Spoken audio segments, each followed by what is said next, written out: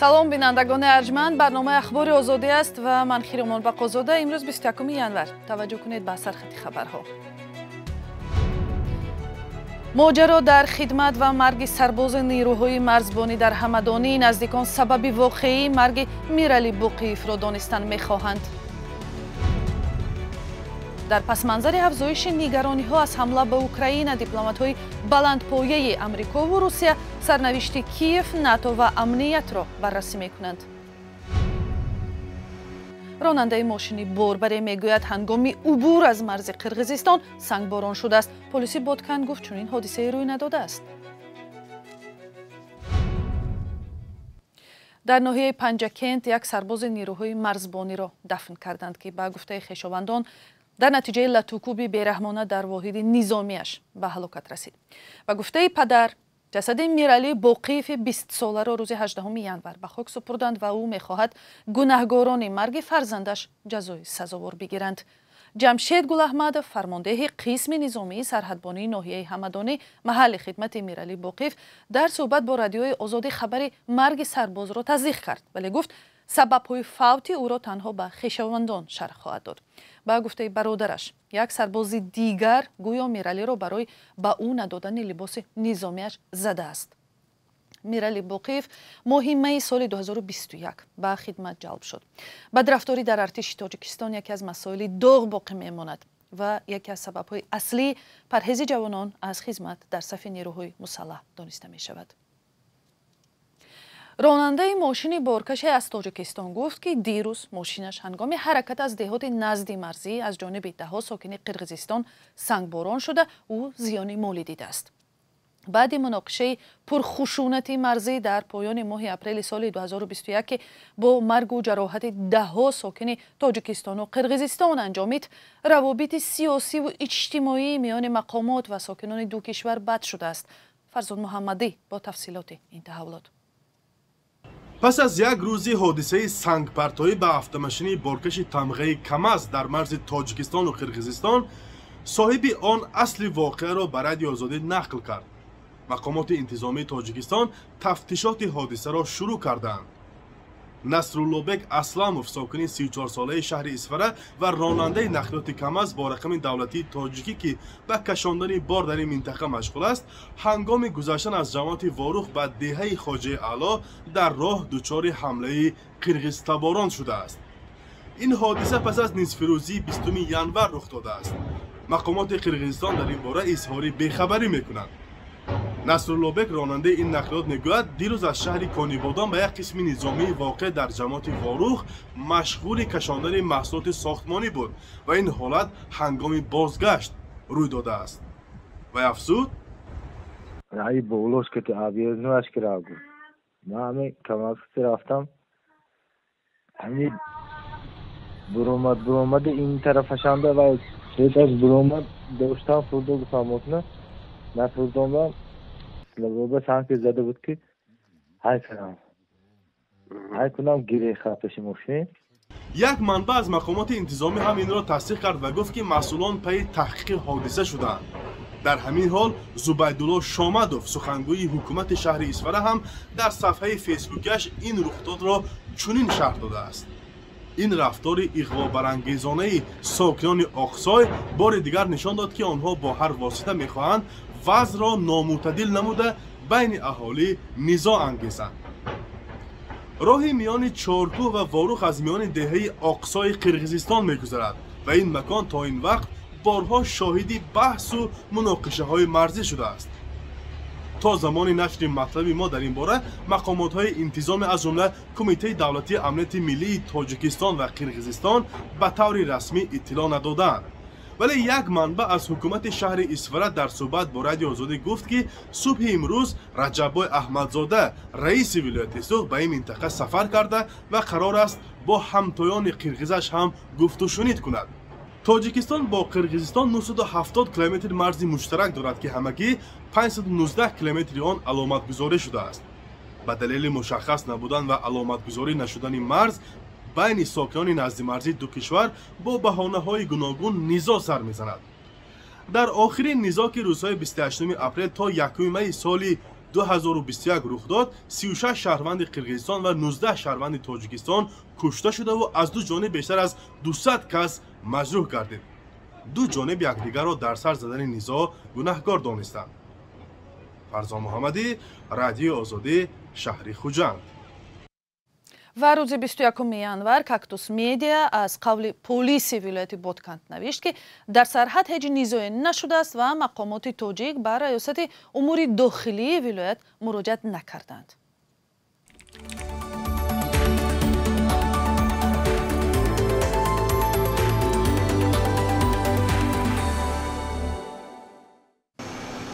Энтони Блинкен ва Сергей Лавров, вазирони корҳои хориҷии Амрико ва Русия дар мулоқоти рӯбарӯ дар Женева ҳамин лаҳзаҳо буҳрон дар Украина ва афзоиши нигарониҳо аз ҳамлаи эҳтимолии Русия ба Украинаро баррасӣ мекунанд. Рӯзи панҷшанбе Энтони Блинкен Русияро ҳушдор дод ки агар нерӯҳояш ба қаламрави Украина гузаранд, паёмадҳои сангине барои Русия хоҳад дошт. Русия ки тақрибан 100 000 сарбозашро дар марз бо Украина мустақар кардааст, эҳтимоли омодагӣ ба ҳамларо рад мекунад. гуфтугӯҳо дар Женеваро ҳамкорам Зарангези Наврӯзшо пайгирӣ дорад. Зарангез, сабаби ба ин ҳол расидани буҳрон чи аст? бале хиромон, президенти Русия Владимир Путин ҳамеша таъкид кардааст ки мухолифи ба узвияти НАТО пайвастани Украина мебошад. умуман Русия ба қавли мақомоташ аз тавсияи ин паймони низомӣ ба шарқ нигарон аст, чун наздик омадани НАТО ба сарҳадҳои худро хатаре ба амнияти худ медонад. НАТО ин гуна тақозоҳои Русияро қабул надорад. дирӯз раиси ҷумҳури Амрико Ҷо Байден гуфт ки мумкин аст Русия ба Украина ҳамла кунад, вале ба гуфтаи ӯ ҳамтои русаш ҳанӯз дар мавриди ҳамла тасмим нагирифтааст. Байден гуфт ки дар сурати ин ҳамла Русия ба таҳримҳои сахте дучор мешавад ва мумкин аст бонкҳояш аз ҳаққи муомила бо доллар маҳрум шаванд. мулоқоти дипломатҳои аршади Амрико ва Русия дар пайи интиқодҳои шадиди тарафайн сурат мегиранд. ҳамзамон Амрико талош дорад пуштибонии муттаҳидони худро барои таҳрими Путин дарёфт кунад. ва Зарангез, вокуниши муттаҳидони Амрико то ба ҳол чӣ будааст? бале, вазири корҳои хориҷаи Амрико Энтони Блинкен рӯзи панҷшанбе дар суҳбат бо мақомоти Бритониё, Фаронса ва Олмон дар Берлин гуфт ки агар Русия ба Украина ҳамла кунад, таҳдиди ҷанги густардае ба миён меояд. ӯ ҳамчунин гуфт иҷоза додан ба Русия барои нақзи ин усулҳо ва бемуҷозот ҳамаи моро ба замони бисёр хатарноку нооромтар мебарад, ба замоне ки ин қора ва ин шаҳр ду тақсим шуда буд ва маҳалҳои бесокине тақсим шуда буд ки сарбозон гаштзанӣ мекарданд ва таҳдиди ҷанги саросарӣ болои сари ҳама овезон буд. мехоҳам ба тамоми ҷаҳон паёме бирасонам ки ин усулҳо дар хатаранд ва ин паёмадҳои фалокатборе хоҳад дошт. масъулини вазорати хориҷаи Амрико гуфтанд ки Энтони Блинкен барои коҳиши танишҳои якҷоя бо вазири хориҷаи Русия роҳи ҳалро меҷӯянд. ҳамзамон Анналина Байербок, вазири нави умури хориҷаи Олмон, низ дар Берлин ба Энтони Блинкен ваъда дод ки алайҳи ҳама гуна таҷовузи Русия бар зидди Украина иқдоми фаврӣ хоҳанд кард. пеш аз ҳама ин иқдомот ба гуфтаи ӯ метавонад паёмадҳои иқтисодӣ дошта бошад. Лиз Террас, вазири умури хориҷаи Бритониё, низ аз Путин хост ки пеш аз роҳ додан ба хатои бузурги стратегӣ аз Украина берун шавад. дар аввали ҳамин ҳафта Бритониё эълон дод ки барои омӯзиш ба Украина нирӯи бештаре мефиристад. дар музокироти ҳафтаи гузашта миёни ғарб ва Русия пешрафте ҳосил нашуда буд, чун ғарб иҷрои бархе аз дархостҳои Москавро ғайриимкон номида буд. ташаккур. Зарангези Наврӯзшоҳ буд бо охирин хабарҳо аз муколамаи вазирони хориҷаи Амрико бо Русия ки мавзӯи Украина ва эҳтимоли ҳамла ба ин кишвар аз ҷониби Русия дар меҳвари ин гуфтугӯҳо қарор доштааст. 22 январ аз таъсиси хадамоти гумруки Тоҷикистон дар соли 1992 расо 30 сол пур шуд. сохторе ки як вазифааш назорати содироту воридоти молу маҳсулот мебошад, зоҳиран аз кори худ розӣ аст. мақомот аз афзоиши гардиши мол тавассути сарҳади гумрукии Тоҷикистон дар солҳои охир гузориш медиҳанд. вале он гурӯҳҳое ки корашон мустақим ба равобит бо гумрук вобаста аст, на ҳамеша қонеъ ҳастанд. бароти Суфӣ мавзӯъро идома медиҳад. дар 30 соли фаъолият хадамоти гумруки Тоҷикистон дар баробари кумитаи андоз як ниҳоди муҳим барои таъмини буҷаи кишвар боқӣ мондааст. дар соли ҷорӣ ҳаҷми даромади буҷаи тоҷикистон аз ҳисоби андозҳо ва пардохтҳои гумрукӣ 70% ба нақша гирифта шудааст, вале барои табдил шудан ба чунин як ниҳоди муҳим барои рушди иқтисоди кишвар роҳи тӯлонӣ ва мушкилоту интиқоди зиёдро рӯбарӯ шудааст. дар фаъолияти гумрук ва тақвияту пешбурди фаъолияти иқтисодии хориҷӣ амалӣ намудани ин санадҳо имконият дод ки фаъолияти иқтисодии хориҷӣ рушду ташаккул ёбад ва мавқеи мақомоти гумрук дар иҷрои нақшаи бюджети давлати ҷумҳурии Тоҷикистон ҷои муносибро ишғол намояд. масъулони ин ниҳод бар инанд ки ҳадди аққал дар тӯли 10 соли ахир гардиши тиҷороти хориҷии Тоҷикистон 6 баробар аз 1 миллиард ба 6 миллиард доллар расидааст. Саҳми хадамоти гумрук дар рушди тиҷороти хориҷӣ муҳим номбар мешавад.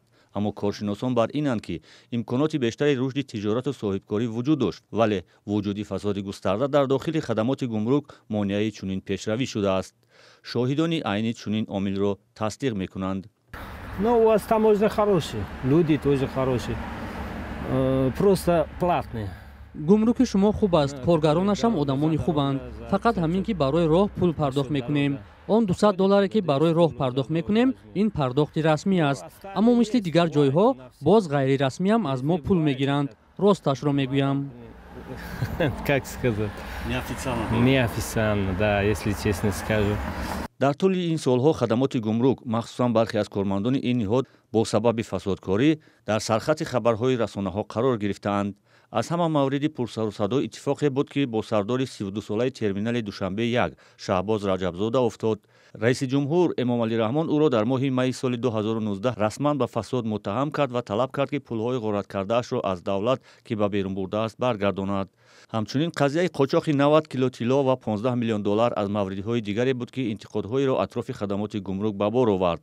аммо мақомоти хадамоти гумрук вуҷуди фасоди густарда дар ин ниҳодро рад мекунанд. бози хушбахтона ҳар як амали ҳар гумрукчӣ ва фаъолияти иқтисоди хориҷӣ ҳам чӣ дар ҳуҷҷат бошад ва мана вобаста ба ин мо системаи иттилоотии равзанаи ягонаи воридотӣ содиротӣ ва транзитиро мана мо чӣ каре медонед дар амал мана татбиқ кардем ки бояд ки шаффоф дақиқ яъне ки бояд ки фаъолияти худамона нишон битиҳем. иқтисоддонҳо бар инанд ки хадамоти гумрук ниёз ба як ислоҳоти ҷиддӣ дорад, дар ҳоле ки мақомоти хадамоти гумрук аз рушди низоми кори худ тавсиф мекунанд. сохтори хадамоти гумрук ба ислоҳотҳои шадиди чӣ кадрӣ, чӣ тарбиявӣ, чӣ интеллектуалӣ, чӣ технологию инноватсионӣ ниёзи калон дорад. дар гузашта тоҷирон аз боҷҳои гарони гумрукӣ, ришватситонӣ ва дигар мушкилу монеаҳо дар воридоту содироти молу маҳсулот шикоят кардаанд. аммо гоҳе ҳам кормандони хадамоти гумрук баръакс тоҷиронро дар пинҳонкории арзиши аслии молу маҳсулоташон муттаҳам мекунанд. ин ниҳод таи 30 соли фаъолият 9 роҳбар доштааст ки яке аз онҳо Рустами Эмомалӣ фарзанди раиси ҷумҳурии Тоҷикистон буд. шояд ки насли ҷавон дар Тоҷикистон надонанд ки дар ҷои пайкараи Исмоили Сомонӣ дар маркази Душанбе аввал муҷассамаи кӣ қомат афрохта буд.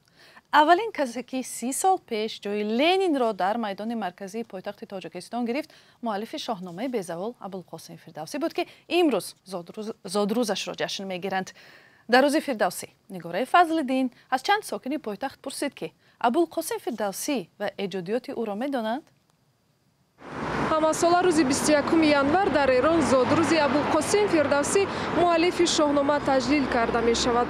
Абулқосим Фирдавсӣ ҳамчун шоири миллии Тоҷикистон, Афғонистон ва Эрон эътироф гардидааст. ҳоло мо меравем ва аз мардум мепурсем ки дар бораи ӯ ва эҷодиёташ чӣ медонанд. вай асари Безаволи шоҳномаро эҷод кардагиай ки дар он қаҳрамониҳои халқи тоҷику форс дард шуданд. яъне ки назми Фирдавсӣ зинда аст, мемонад. میدونم که بسیار شاعری بهترین و به همتا. میدونم که فردوسی مؤلف شاهنامه است. خیلی شده. او یک شاعر است ها؟ شاعر زبردستی کلاسیکی تاجیک ابوالقاسم فردوسی. اخبار آزادی به پایان رسید. خدا نگهبان.